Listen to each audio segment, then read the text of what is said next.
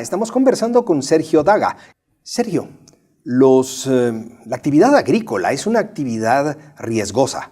Está sujeta a imprevistos como el exceso de lluvias, la falta de lluvias, las heladas.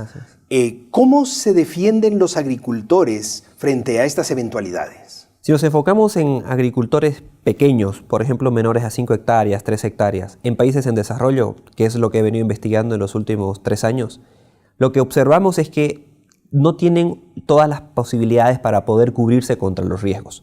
Sobre todo lo que bien decías tú, sequías, heladas, granizo e inundaciones. Particularmente en Bolivia, que es el país en el que he estudiado los últimos 3 años este tema de los seguros agrícolas, el gobierno boliviano tuvo una iniciativa de lanzar adelante un seguro agrícola público que lo que hacía era ayudaba a que pequeños agricultores puedan estar asegurados contra estos 4 tipos de riesgos: sequía, inundaciones, granizo y heladas. Y lo que les ayudaba es, por cada hectárea que está siendo afectada, se le pagaba alrededor de $120, $135 por hectárea afectada, hasta máximo 3 hectáreas. Una política interesante en un país donde efectivamente el 34-37% de su población económicamente activa depende directamente del sector agrícola. Y donde además de eso, la gran mayoría, más del 80% de las unidades productivas agrícolas son menores a 5 hectáreas. Entonces, un lugar muy propicio para hacer ese tipo de investigación. Le pedimos una organización internacional llamada la International Initiative for Impact Evaluation, saca adelante un programa que se llama Evaluemos el impacto de los seguros agrícolas a nivel mundial. Nosotros, desde la Universidad de Navarra, donde yo acabo de terminar de hacer el doctorado, en España, postulamos y obtenemos un grant que nos ayuda a estudiar estos temas. Muy bien, ¿qué averiguamos? Número 1, que efectivamente es un programa que comenzó enfocado a los municipios más pobres del país, a los 67 municipios más pobres del país. Pero luego se fue expandiendo. Luego al segundo año 102, luego 127, luego 182 y en el último año 200 y un poco más de municipios que son parte del programa del seguro agrícola. Entonces, ¿qué es lo que quisimos hacer? Fue evaluar efectivamente qué ocurría en diferentes outcomes. Gastos del hogar, educación, salud y cómo esto afectaba al bienestar de los productores.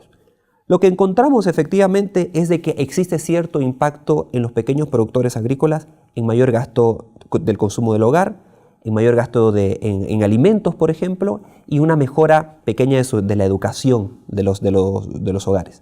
Pero lo que no pudimos observar es algún efecto puntual en productividad, que eso es muy importante. Al final del día es lo que más nos interesa. Claro. Es el propósito, si es que aumenta la productividad o no. Y no vimos ningún tipo de productividad ahí. Entonces fuimos un paso más allá. ¿Qué pasa si en realidad lo que queremos observar es si está existiendo o no algún efecto de shocks climatológicos en los hogares bolivianos, sobre todo en los hogares agricultores bolivianos? Y le pedimos a la NASA que nos dé información de Bolivia a nivel de precipitación y temperatura en un cuadrante de 5 kilómetros por 5 kilómetros.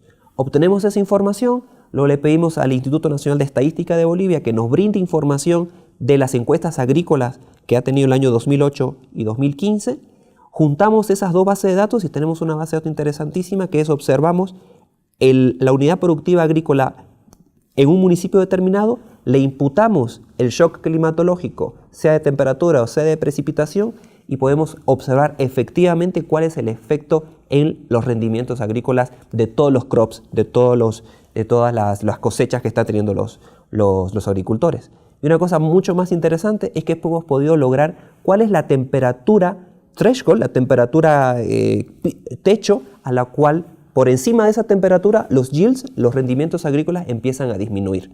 Y hemos visto que para cada uno de los lugares de Bolivia hemos podido lograr esta temperatura. ¿Cuál es la implicancia de la política pública al final del día?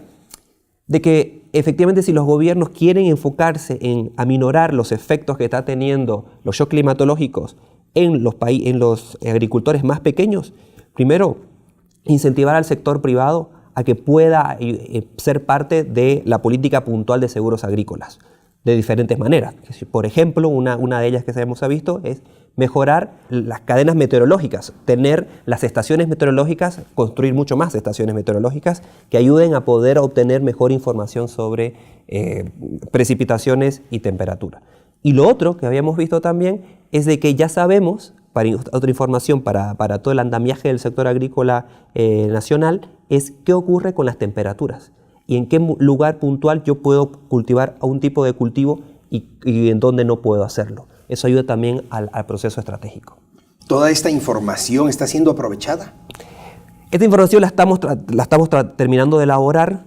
Vamos a presentar los documentos a las organizaciones que nos han financiado todo esto, y lo que vamos a hacer es hacer una presentación junto con el Instituto Nacional de Estadística en Bolivia, mostrar esta información, que ellos generosamente nos han dado mucha información, y ojalá poder lograr tener un manual de estos temas de impactos puntuales y de temperaturas puntuales en cada uno de los departamentos del país. ¿Cuál es el ambiente político? ¿Es receptivo? ¿No es receptivo hacia este tipo de información, de estudios? Muy receptiva. Hemos encontrado mucha receptividad a nivel del gobierno de Bolivia sobre cómo podríamos ayudar a que esta información fluya y sobre todo se generen políticas públicas mucho más efectivas. Creemos que puede ser una información muy bien valorada y hemos encontrado mucha receptividad. ¿Y a nivel de la gente? La gente efectivamente, hemos trabajado con ONGs locales, con una organización que ha hecho un muy gran trabajo, que nos ha ayudado a poder obtener información de campo de grupos focales de los agricultores más pequeños y observan en ellos una disponibilidad, por ejemplo, a mejorar las innovaciones financieras a través de mejores seguros agrícolas. Entonces, creemos que hay el campo para poder hacer todo esto. ¿Cuáles son los principales grupos de interés en estas políticas, Sergio? Bien, principalmente tenemos 4, podríamos decir. Uno es el grupo de todos los productores agrícolas pequeños.